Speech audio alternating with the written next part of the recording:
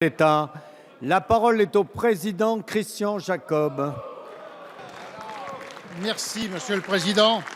Monsieur le Premier ministre, à plus d'un an de l'élection présidentielle, les Français sont en droit de se poser une question. Sur quelle légitimité votre gouvernement peut-il encore s'appuyer? Il y a 3 semaines, vous avez été incapable de recueillir une majorité de gauche pour voter la déchéance de nationalité. Ensuite est venu le temps du remaniement-rafistolage, comme aux plus belles heures de la 4ème République.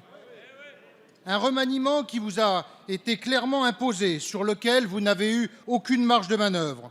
Et maintenant, nous vivons une farce, une véritable mascarade avec la loi travail. Nous allions voir ce que nous allions voir, Monsieur le Premier ministre. Un gouvernement réformateur, un gouvernement à la manœuvre, un gouvernement qui rende la compétitivité aux entreprises. Mais après 8 jours d'un psychodrame qui a agité toutes les gauches, votre loi vient tout simplement de faire pchit. Monsieur le Premier ministre, le report de cette loi n'est rien d'autre pour vous qu'une humiliation, pour vous et pour votre méthode de gouvernement, celle des coups de menton. Et ne nous faites pas le coup de la décision prise en commun avec le Président de la République. Car c'est bien vous qui disiez mardi dernier « j'irai jusqu'au bout ». Jusqu'au bout, ce sera en réalité, comme d'habitude avec vous, une simple posture, pour ne pas dire une imposture. Ça n'est donc pas vous faire injure, Monsieur le Premier ministre, que de dire que vous venez de caler en rase campagne devant Madame Aubry. Monsieur Valls, vous n'avez plus la confiance des Français. Vous avez perdu la confiance de votre majorité.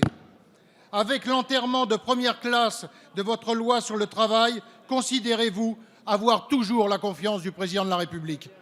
Merci, Monsieur Jacob. La parole est à Monsieur le Premier ministre Manuel Valls. Monsieur le Président Jacob, j'ai l'occasion souvent de vous le dire à chaque fois que je réponds à vos questions. J'admire la nuance dans vos questions, la modération et le recul nécessaire. Et j'admire maintenant une drôle de conception, c'est d'ailleurs assez étrange venant de vous, des institutions de la Ve République. Le Premier ministre que je suis, sa responsabilité, sa mission découle bien évidemment des choix qui ont été faits par le Président de la République et découle aussi forcément de la confiance de la majorité. Avons-nous, depuis que nous gouvernons, et avons-nous, depuis que je suis Premier ministre, à un moment dû reculer sur tel ou tel texte?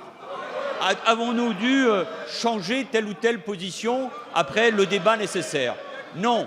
Et d'ailleurs, vous auriez pu rappeler, si je puis répondre à votre question, qu'en effet, sous la Ve République, c'est vrai pour le Premier ministre, mais c'est vrai aussi pour la majorité, chacun doit se rappeler ses institutions et du fait présidentiel et de la légitimité donnée par les Français au Président de la République. Donc, avec cette majorité, tant qu'il y a évidemment cette confiance, l'action du gouvernement et l'action des réformes se poursuit. Vous avez pris d'ailleurs, Monsieur Jacob, un drôle d'exemple pour illustrer cela. Vous avez parlé de la révision constitutionnelle. Je voudrais uniquement vous rappeler, Monsieur le Président Jacob, que s'il y a eu ici à l'Assemblée nationale, et je suis prudent, mais ici à l'Assemblée nationale, une majorité des 3/5 sur la révision, c'est dû au vote d'une partie de la gauche et c'est dû au vote d'une partie de la droite. Mais j'aurais parfaitement pu vous dire exactement dans les mêmes proportions. Et donc je me dis, si dans l'hypothèse où c'est vous qui vous gouverniez, eh bien à ce moment-là, je pourrais, comme responsable de l'opposition, vous poser exactement la même question. Enfin, Monsieur Jacob, sur votre question concernant le texte, il y a un texte, je l'ai rappelé il y a un instant, qui a été adressé au Conseil d'État. Le Conseil des ministres va examiner 15 jours après la date qui avait été prévue ce texte que nous souhaitons. L'Assemblée nationale l'examinera à la fin du mois d'avril et au début du mois de mai. Franchement, parler de reculade, n'est-ce pas un peu exagéré? Quant au contenu, vous en connaissez, vous savez, dans les exemples de reculade, je peux prendre un certain nombre d'exemples concernant les majorités précédentes. Quant au texte lui-même, moi je vous donne uniquement rendez-vous, Monsieur Jacob, sur le fond. C'est là-dessus qu'on verra. Ce n'est pas sur des suppositions, c'est-à-dire sur la nécessaire liberté, souplesse, flexibilité que l'on donne aux entreprises et sur les droits qu'on donne aux salariés. C'est là-dessus que je vous demande de juger. Mais Monsieur Jacob, au fond, votre question traduit une inquiétude. Quand la gauche réforme, quand la gauche va de l'avant, quand elle donne à la fois des libertés aux entreprises et des protections aux salariés, ça vous gêne.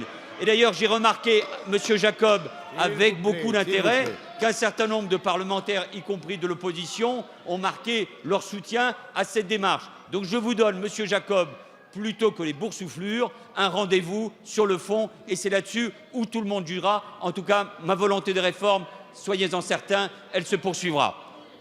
Merci, Monsieur le Premier ministre. La parole est à Monsieur